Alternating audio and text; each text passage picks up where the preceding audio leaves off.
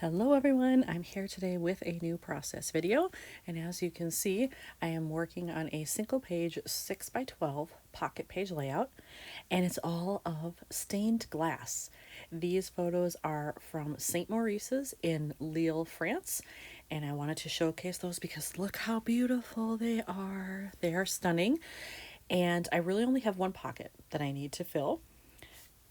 But one of these, the 3x4s, I think I want to cut down a little bit and then have a paper mat or background behind them because I think it will just break up a lot of this since it is kind of the same. I mean, obviously the windows are all different, but it's a similar look. So I think it would be helpful.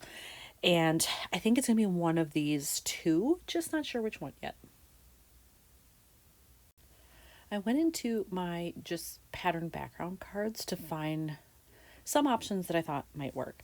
And I found this just piece of scrap that I had, but I love the fact that it's a pretty bold red and it's got a pattern in it, but it's subtle. So I don't think like it would be too distracting there. And then the other one is this one. And similar thing, they're kind of both round patterns, but I like that this one has the little star in it. Granted, if it gets covered up, you're not going to see much of it, but I like it. And I love that it brings out the blue in here. So I'm just trying to figure out, am I using that for this pocket or am I using this for the background for when I cut one of these photos? I'm not totally convinced of that.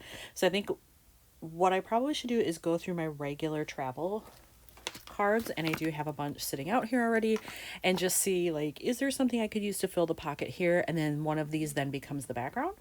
So I think I'll do that next and just see where it goes. So in my stash of regular travel cards, I found this one, and it's really not necessarily, it doesn't have to be travel related. There is a geotag there, but I thought, what if I do that there and then I do a background for one of the other ones? However, the trick is that if I do that there, then whatever is down here is the photo that I want to be cut. And this one kind of goes top to bottom. It's pretty tight, but if I were to move these, put that there, put this one down here, I could cut off this bottom part because it's really just dead space. And then the one that's matted with the background is not right next to this, so the color is more dispersed, and I like that a lot better. So once again, then I just have to figure out which of these is going to be the background. Well, in order to get the photo to fit on there in a way that I liked, I ended up having to trim the photo a lot more than I anticipated. So now it's basically like 2 3/4 by 2 3/4. But now it will fit on here in more of a square, and I like the way that it looks better on the background. So it's not all bad. It's just more than I intended, and now I have this whole white space free, so I can stamp, I can put a phrase label, washi, something there. I'm not sure what, but it gives me options. So that's how everything is looking together so far, and I feel like I need something else down here. It's a lot of blue on blue. So I am thinking there's a lot of aqua in there that maybe I could do like a thin strip of washi or something. And then I definitely need something on that top photo too, either way up here or here. I'm not sure, but I have to add something. All right, I added on a very, very thin washi there in the aqua, and I really like that. I think it does add a nice little pop of color, and it kind of grounds it because it's a solid. But then it makes me think about this photo. I was thinking I was going to do red up here, but now that I look at it, I'm thinking maybe I need the aqua up here too, just to bring those together and to kind of tone down the other colors. So I'm not even sure if I'm going to end up using this now, or if I do, how I would incorporate it. But I think I'm going to go into just my stickers and chipboard and that kind of stuff and just see, do I have anything in the aqua color that might fit up there? I pulled out all the ephemera that I had put together for this trip that was, it was already in the bin. And I went through that first, and I did find this in there. And it just says every day has a story, but it's so the right color. And normally I don't like things that are perfectly centered, but when I see that like that on top of the photo, I like it. It doesn't bother me, and I think it would look good with the rest of the layout. Since this is kind of off-centered at the bottom, I feel like that works okay. And then if I add that, really the only other thing I have to figure out is maybe do I want to add something to this card? Either stamping or a phrase label, again, something else to add in a little color. But otherwise, I mean, I don't know that it needs much else. This might be it. When I was looking at this, trying to figure out like what other colors might I be able to use, I realized I could maybe do green because there is green in the glass in all of these.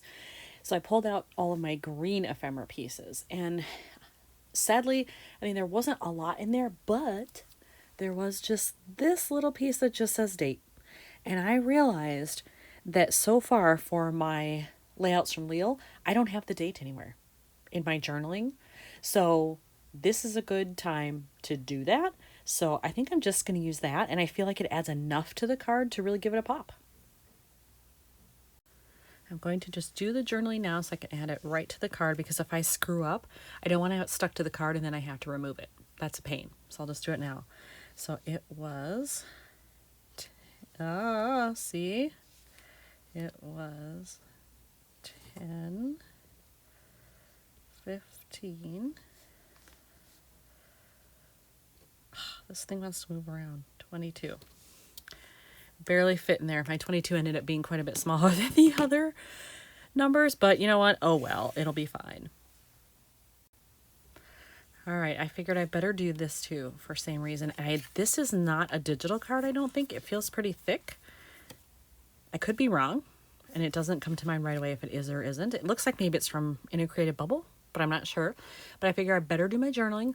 If I screw it up, I'll go in search of the digital file and hope that it is one. Otherwise, this might be the only one I have. But I think I want to say something like, I only have 2 lines here. Something like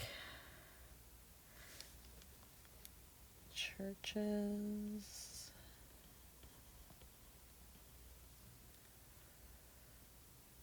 house,